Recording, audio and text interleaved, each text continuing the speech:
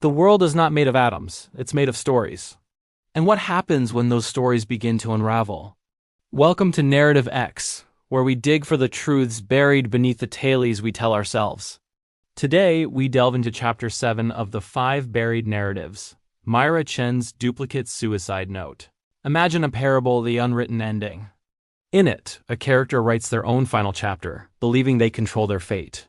But what if the book was already closed? What if the ink was already dry long before they picked up the pen? This brings us to Myra Chen, a brilliant narrative theorist and my mentor. Just this morning, I received a file from her. It came with a single chilling message. Kaylin, they know. Don't let them erase it. Seconds later, the news broke. Myra Chen had jumped from her high-rise office window. A tragic end to a brilliant mind. The official story was written in an instant. A high-stress career, a moment of despair. A neat, tidy narrative. But the story, like so many others, has a flaw. A crack in its foundation.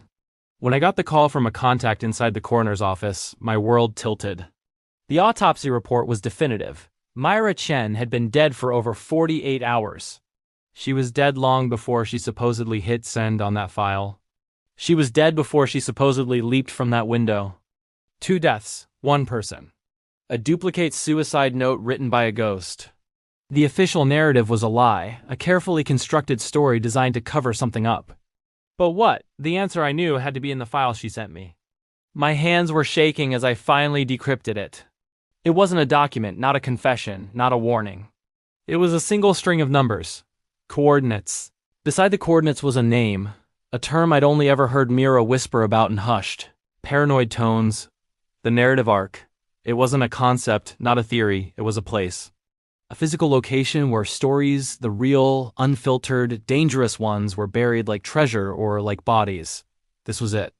This was what she died to protect. This was what they killed her to hide. I punched the coordinates into my mapping software, my heart pounding a frantic rhythm against my ribs. I had to know where this all began, where the truth was buried. The pin dropped, the digital map zooming in with terrifying speed.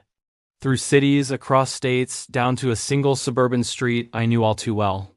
The image resolved, showing an empty lot, overgrown with weeds and forgotten memories. My breath caught in my throat. This can't be right, it's impossible. The coordinates, the key to everything, the location of the mythical narrative arc. They pointed directly to my own childhood home. A home that was demolished 20 years ago. What stories were buried beneath the place where my own story began? What did Myra know about my past? The foundation of my memory is cracking, and I'm afraid of what I'll find in the rubble. In our next chapter, The House That Stories Built, we'll explore the parable of the foundation of memory. What happens when the very ground beneath your history is a lie?